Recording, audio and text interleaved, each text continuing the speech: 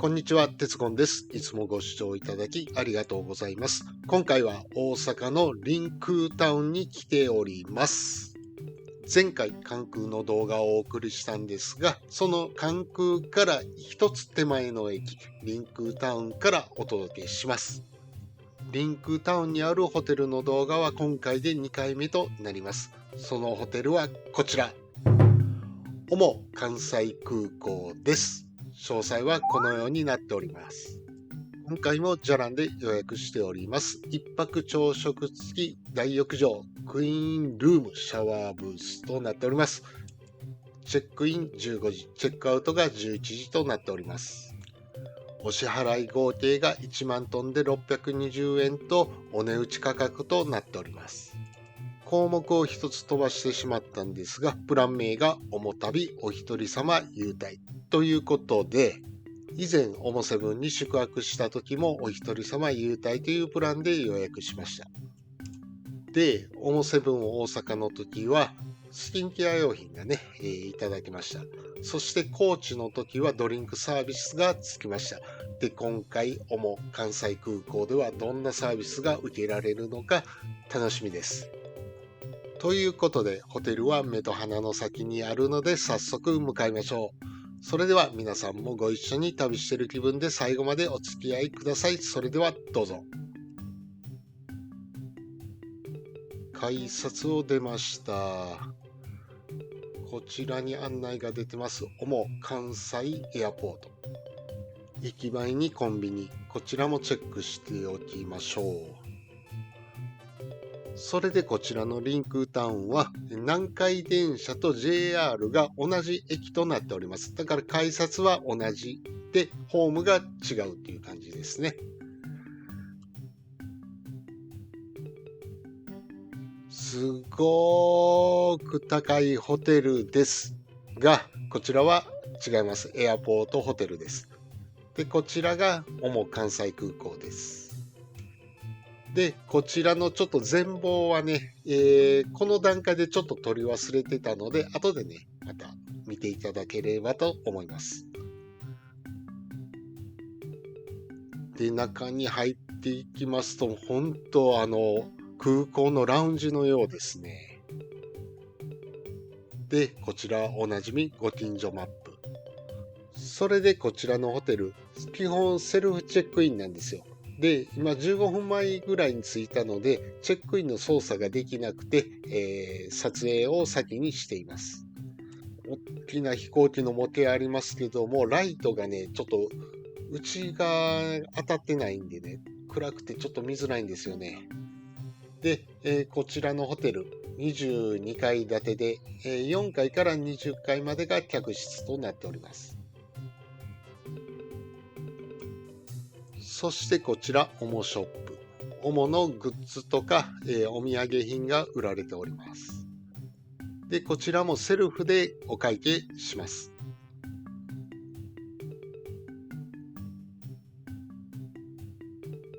15時になりました。チェックインを始めたいと思いますが、なぜかエラーが出るんですよね。で、フロントカウンターまでお越しくださいということで行きました。どうやらじゃらんで予約したお一人様優待のその券をフロントでいただかないといけなくて、で、フロントでチェックインしてくださいということだったらしいんですよ。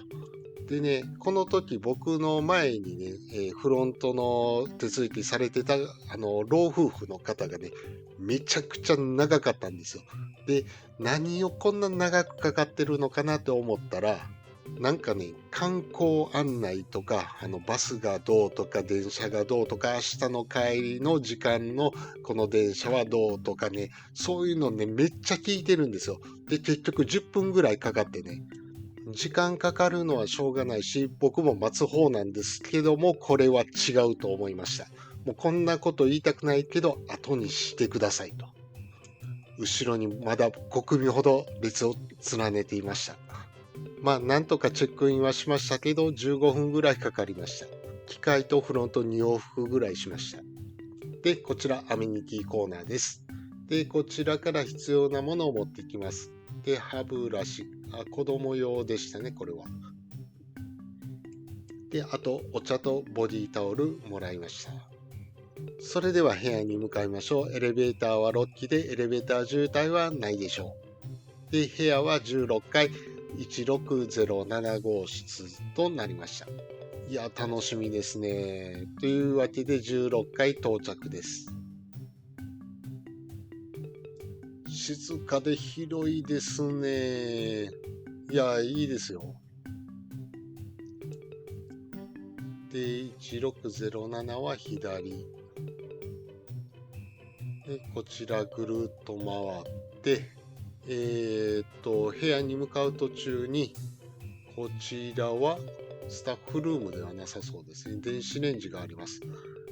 で、ウォーターサーバー。ご存知の方いらっしゃると思いますけども、こちら、ウォーターサーバーがありまして、部屋のピッチャーに、お水を入れたり氷を入れて、使うという風な仕組みとなっております。ちょっと僕ね、4月1日から花粉症デビューしてしまいまして、ちょっと聞き苦しいかもしれません。いつもより。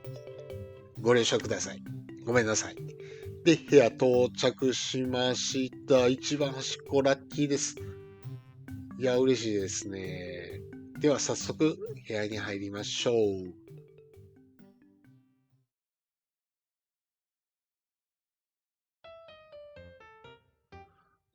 広いですね。実は詳細の方ではクイーンルームでワンベッドだったんですが、今回アップグレードしていただいて、ツインルームに変更となりました。うわー、ありがとうございます。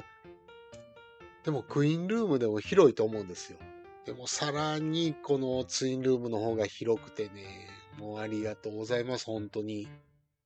それでは玄関から見ていきましょう。避難経路は、端っこにね、非常階段があります。この字の建物となっております。で、マグネットのやつがあって、で、こちら、靴べらですね。マグネットで、ドアにひっつけるタイプです。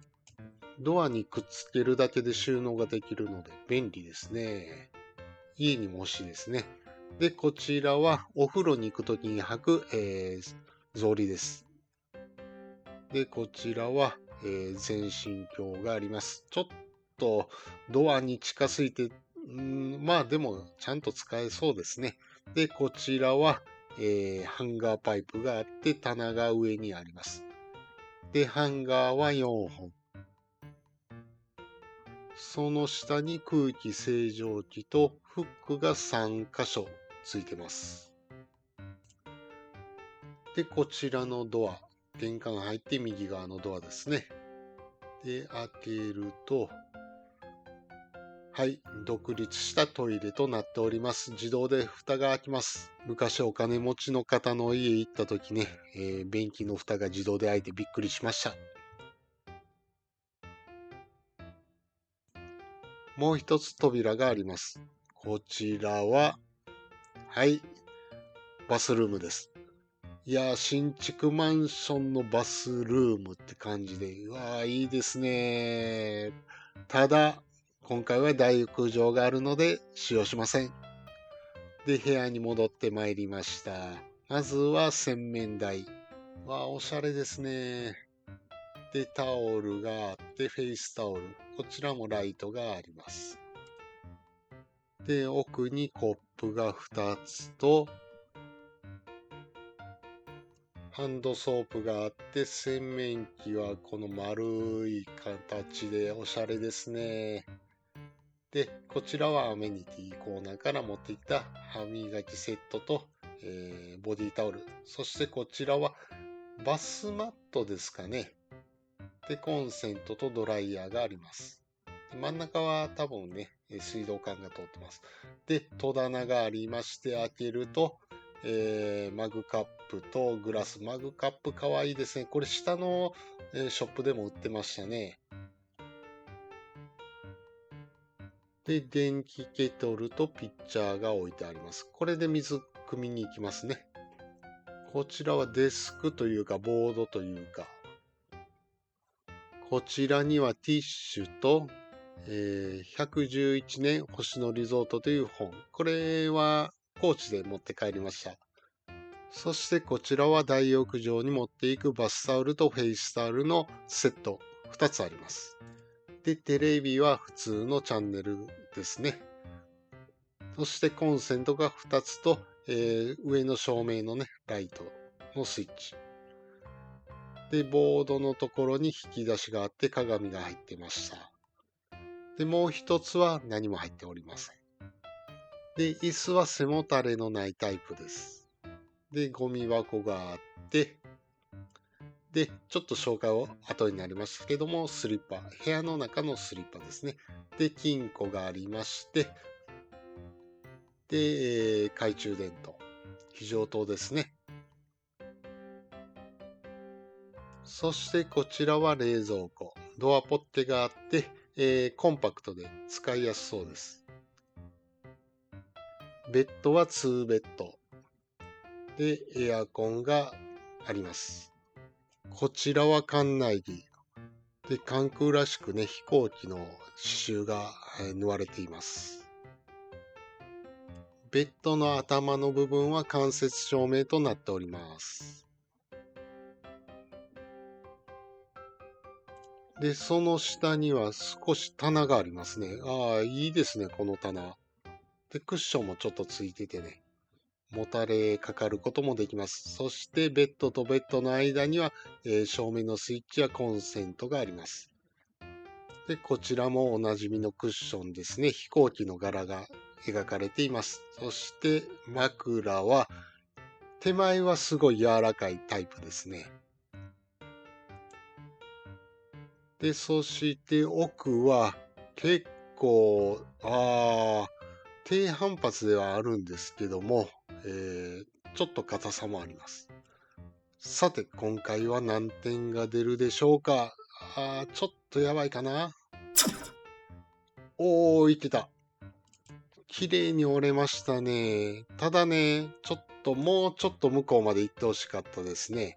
でも綺麗に折れてるんで、まあ70点かな。ベッドの感触は結構沈みますけども、いつもそうです。めちゃくちゃ寝心地いいんですよね、ここのベッド。いや、横になったら本当にもう寝そうになります。本当これ、どこのマットレス使ってるんでしょうね。で、お待ちかね、窓からの景色うっすら見えてましたが、観覧車が見えます。リンクタウンの方見えてますね。で、海が見えて関空も見えます。めっちゃいい景色です。ただちょっと曇ってるのが残念っていうだけで、見晴らしは抜群ですね。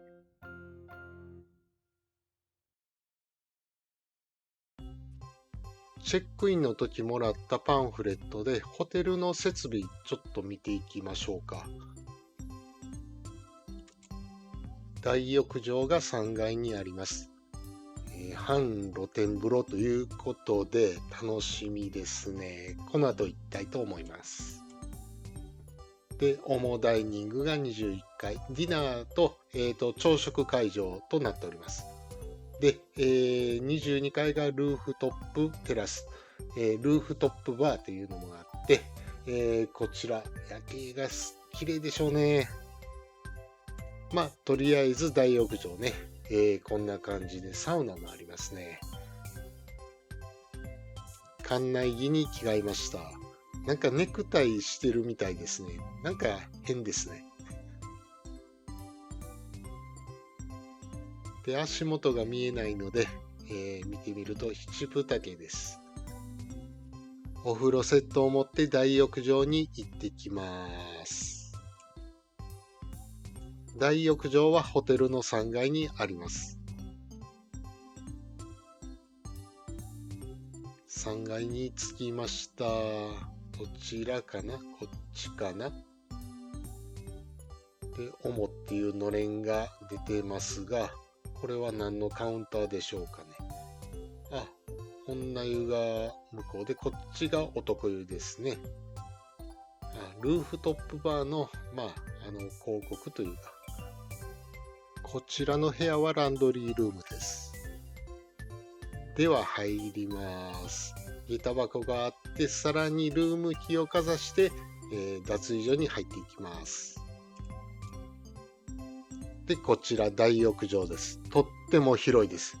で、湯船が、2つありますね。大きく分けて。で、電気風呂があって水風呂もあります。で、洗い場はその周囲を囲むようにあるので、他の人のシャワーとかがかかったりしないので、ストレスなく使うことができます。そしてこちらが半露天風呂。向かって右側が上の方が大きな窓になってて、そこから外気を取り込んでいます。窓の下のところに壺風呂があって、中央の円形の大きな浴槽があります。そして画面の左側、大きななんか写真が写っていますが、こちら大型のスクリーンとなっていて、星野リゾートのプロモーションが常に流れています。そしてこちらサウナ。中に入ってみるととても綺麗でしたね。で、温度がだいたい90度ぐらいで、僕も珍しくね、12分だけ入りました。温泉水ではなかったんですが、半露天風呂めっちゃ良かったですね。いいお湯でした。一度部屋に戻って水を汲みに行きましょう。こちらのウォーターサーバーで水を汲んでいきます。冷水と常温があります。が、これ、こうって入れるのかな、なんかこんな入れ方した。だいたいこう立てて水を入れれるんですが、やっぱり隣のね、氷の方で水と氷を一緒に入れていきます。で、冷蔵庫にこのピッチャー入りませんので、冷たい水を保つために氷も一緒に入れていきます。グラスに水を注いで、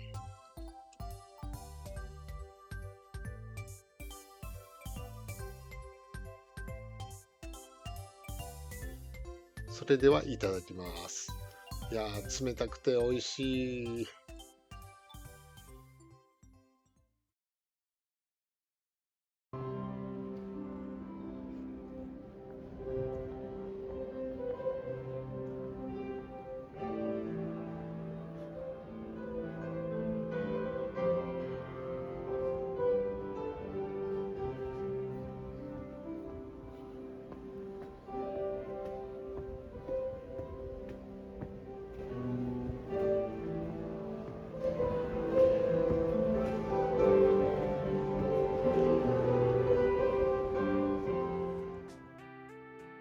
リンクタウンにやってきました。夕食をいただこうかなと思います。で、前来た時に大戸屋行ったんですが、もう他のところ探したいけども、そういう気持ちはいっぱいあるんですけども、大戸屋に行きたいっていう気持ちが勝ってしまってね、大戸屋にやってきました。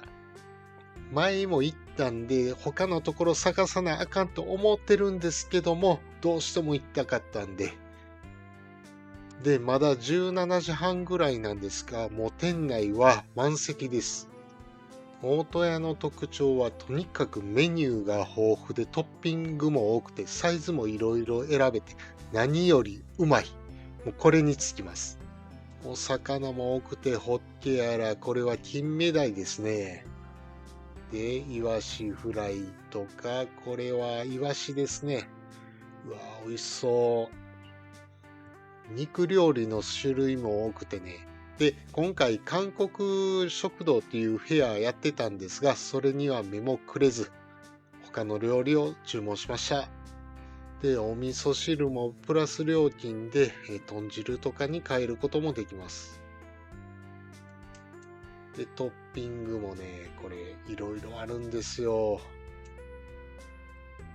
そして注文したのが島ホッケともろみチキンの炭火焼き定食です。それに、黄身玉のトッピングをしました。ホッケ食べるの久しぶりかもしれません。では、いただきます。ホッケはね、結構骨が多いですけども、丁寧に取って食べると美味しいです。いや、美味しいなこれ。割と淡白な味かなと思ったんですが、それなりに脂も乗ってシンプルに美味しい焼き魚って感じです。ここで僕何を思ったのか、サラダにかけるドレッシングをホッケにかけてしまいました。なんかのタレと間違えたんでしょうかね。そんなんあれへんのに。骨もきれいに取ってね、全部美味しくいただきましょう。そしてチキンですが、もろみが柔らかくなってね、で、炭火が香ばしくてとっても美味しかったです。で、大根おろしに、ホッケ皮ごといっちゃいましょう。汚い食べ方ですが、でもこれがうまいんですよ。で、黄身玉乗せます。卵黄だけですね、ちょっと硬くなってて、いやー、もうこれでご飯何杯でもいけます。美味しいです。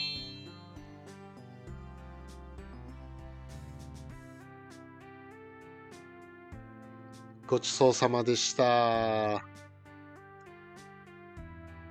お店を出ると日も暮れていて、観覧車が動き出しておりました。しかし、人は誰も乗っていません。このチャンスに僕乗ろうかなと思ったんですが、この手前まで来たら見られるので、とてもじゃないが耐えられません。乗りません。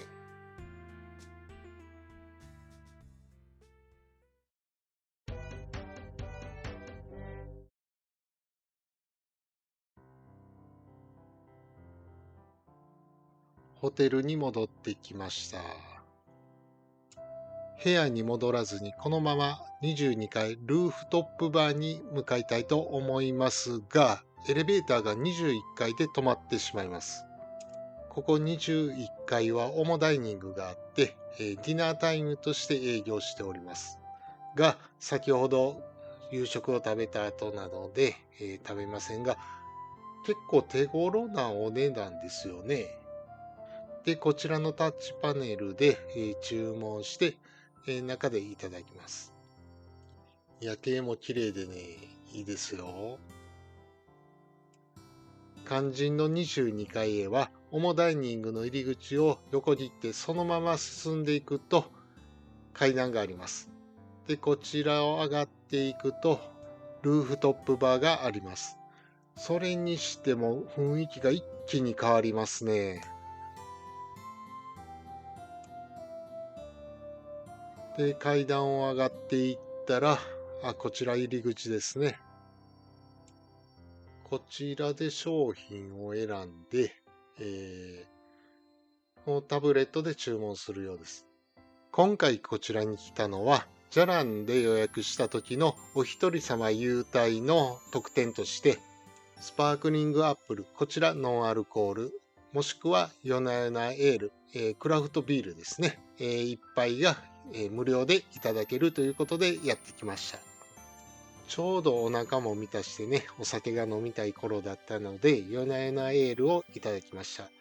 で、こちらね、クラフトビールがね、夜な夜なエール以外にも5種類ありまして、どれも美味しいらしいです。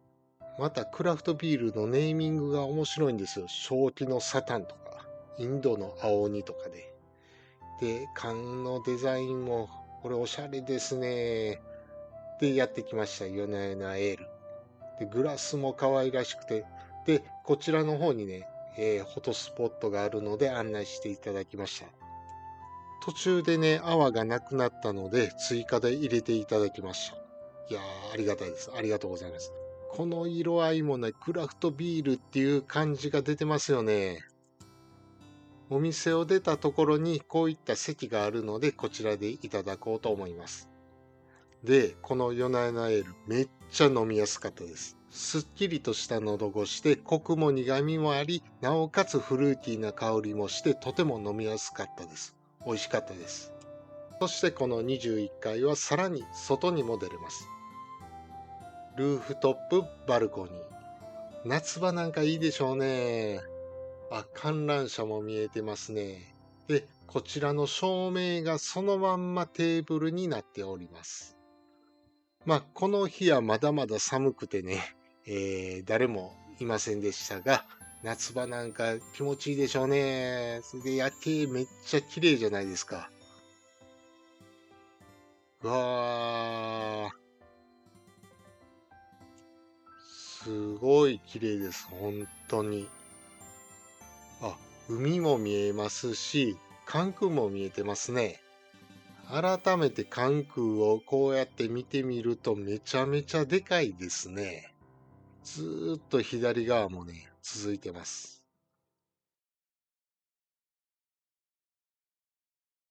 ホテルの1階にコンビニがあるので買い出しにやってきました。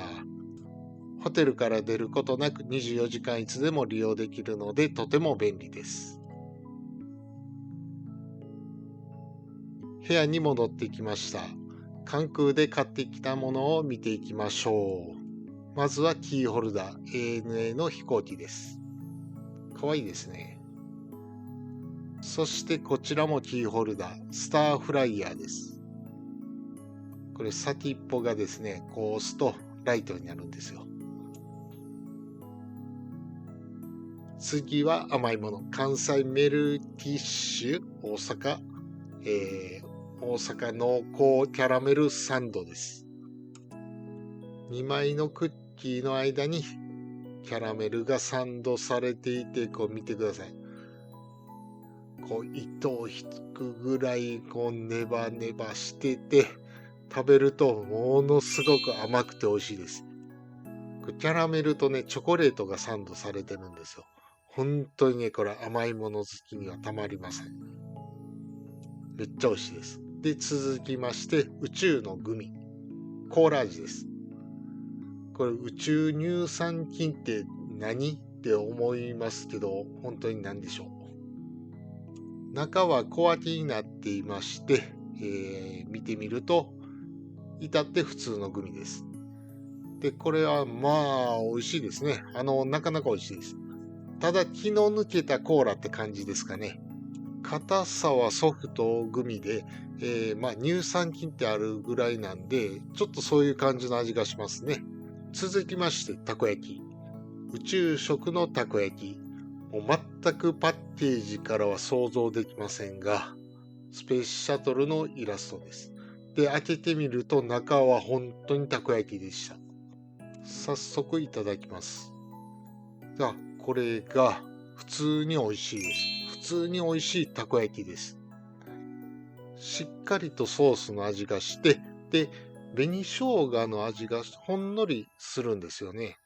で、結構カリカリで、中が割とスカまではいかないですよ。軽いです。ただ、どうせ食べるなら普通の焼いたたこ焼きがいいと思います。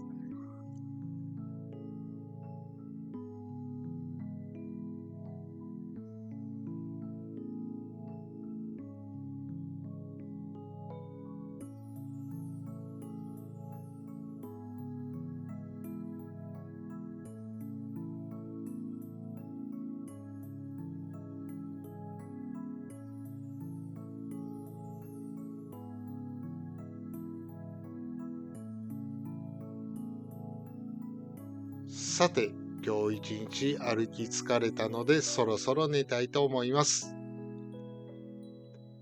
おやすみなさい。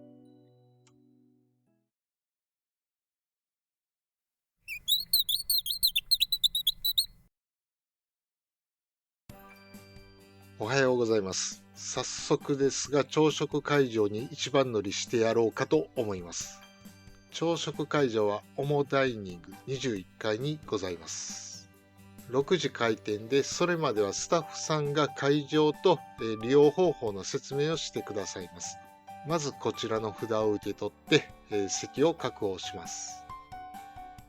予告通り一番乗りで会場入りしました。うわー、広くて綺麗なところですね。で、全面ガラスウォールで360度見渡せるそうです。さあ、料理を取っていきましょう。ビュッフェ形式です。料理の種類がめちゃくちゃ多くて、もう本当にね、どれを食べていいか迷います。もう全部食べきれたらいいんですが、もうそんな余裕はありませんので、もうどれもこれも美味しそうなんですよ。で、和洋中と全部あります。で、パンの種類、パンね、食べなかったんですよ、今回ね。で、その代わりなんですが、こちらホットケーキ。ライブキッチンで焼いてくれます。ただ、焼いてるところ全然見れなかったんで、撮影はできておりません。料理を取ってきてる間に外も明るくなってきておりました。さて、今日の1膳目です。筑前煮フライにソーセージ、もう同じお皿に入れてくるなんて食べ放題の醍醐味です。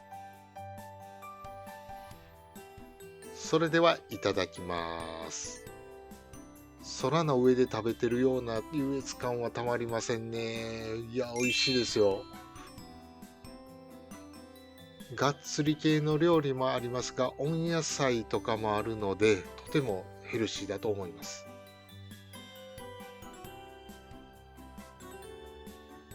オモダイニングで出てくる料理って本当に美味しいんですよ。ただね、今回パンを食べなかったのがね、残念ですね。パンはめっちゃ美味しいんですよ。中にはすごい甘いのもありますしね。唐揚げもジューシーで美味しかったですね。さあ、メインディッシュのパンケーキ。こちらはサーモンにサワークリームを乗せてみました。カウンターにサンプルがあって、それを一応選びました。こういったおかずで食べるパンケーキって初めてですけど、なかなか美味しかったですね。でもやっぱり甘いの行きたいですよね。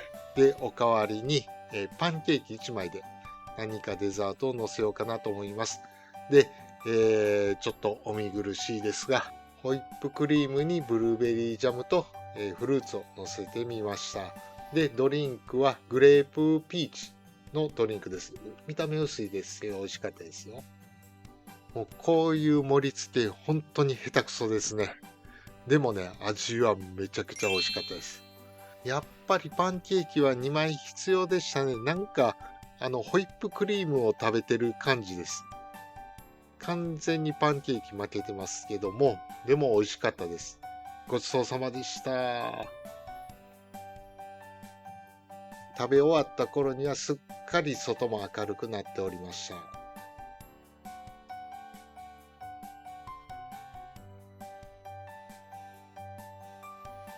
食後はやっぱりコーヒーですね。で、テイクアウトして部屋で飲みたいと思います。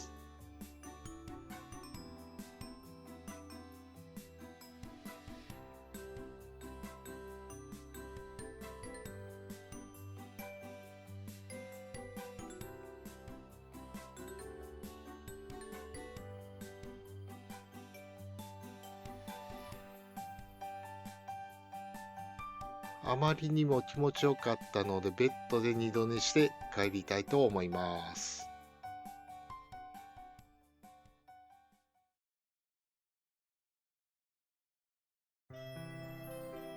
二度寝もきっちり済ませたということで、そろそろ帰りたいと思います。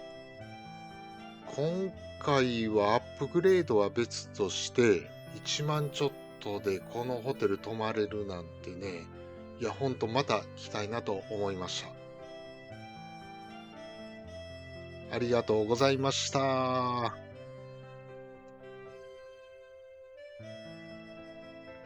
では、チェックアウトしていきます。それでは評価の方やっていきましょう。まずはアクセス。大阪市内から南海電車ラピードや急行でもね、行けますし、JR の特急はるかでも来れます。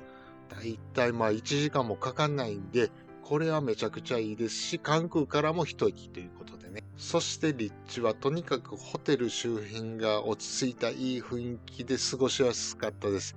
それに対して駅を挟んで南側、リンクタウンの方はもうアウトレットモールということで何でも揃ってます。で、スーパーもあるし、飲食店もあるし、ショッピングもできて、レジャーも十分楽しめるというところで、もうこれはもう最高ですね。建物設備は本当に充実してたかなと思います。21階のそのオモダイニングとか、22階のルーフトップバルコニー、そして、大浴場もね、本当に良かったです。そして部屋は今回アップグレードありましたけども、それ関係なくすごいいい部屋だと思います。でも何より一番気に入ってるのがベッドです。あのベッドは本当にめちゃくちゃ気持ちよくてね、オモ大阪とかオモ高知でもね、同じベッドだったんですけども、本当に寝心地よくてね、今まで泊まったホテルの中では、もうダントツの1位です。で、サービスはやっぱり大浴場かな。半露天風呂がほんと気持ちよくてね、もういつまででもいられるような、そんな大浴場だったです。あとフリードリンクあればね、オモセブンとかと違うので、それはしょうがないのかなと思いました。で、朝食ですが、オモダイニングの料理の品数本当多くてね、全部食べきろうと思ってもちょっと僕には無理でした。いや、本当美味しかったんですが、特別これめちゃくちゃ美味しいっていうのがね、なかったので、星3つかなと思いました。そして総合評価は 3.8。全体的に評価は高いんですが、確かにね、オモセブンと比べたらダメなんですが、そういうことで 3.8 かなと思います。今回はですね、紹介しきれてないところがね、いくつかな ?3 つほどあったんですよ。一つが、オモダイニングの、朝食の、最後の方で、なんか雲のパネルを撮影してるところあったと思うんですよ。それがね、夜にね、ふわふわナイトといってね、なんか、綿菓子とかなんか作ってなんかできるっていう、なんかあるんですよ。そういうの。それちょっとね、後で、って思ったんですが、もう遅かったです。そして二つ目が、2階のコンビニがあったじゃないですか。あそこの、さらに奥に、バゲージルームってありまして、オモセブン大阪の時もありましたけども、荷物を預けるところですね、コインロッカーがいっぱいあるところなんですが、そこをね、ちょっと見に行くのね、すっかり忘れてました。ほんとごめんなさい。そして3つ目が1階のオモベースです。もうこれは完全にノーマークでした。まず1階に用がないので行くことないので、本当にもう気づきませんでした。こちらはいわゆるラウンジのようなところですね。なんか飛行機のシートのようなソファーがあったり、もう絶対楽しいやと思いました。いや、本当にごめんなさい。今回はもう、だから次ね、リベンジしたいなと思っております。いつか。それでね、最後になるんですけども、チェックアウトも、タブレットでね、セルフでやるんですが、またエラーが出たんですよね。もう、なんなんでしょうね。これもね、なんか、じゃらんの、なんか影響してるようでして、で、すんなりカバーしてもらえなかったな、ということがありました。ホテルの方の不手際っていうわけではないので、ご安心してください。それでは本日の動画はここまでです。最後までご視聴いただきありがとうございました。チャンネル登録、グッドボタン、そしてコメントもよろしくお願いいたします。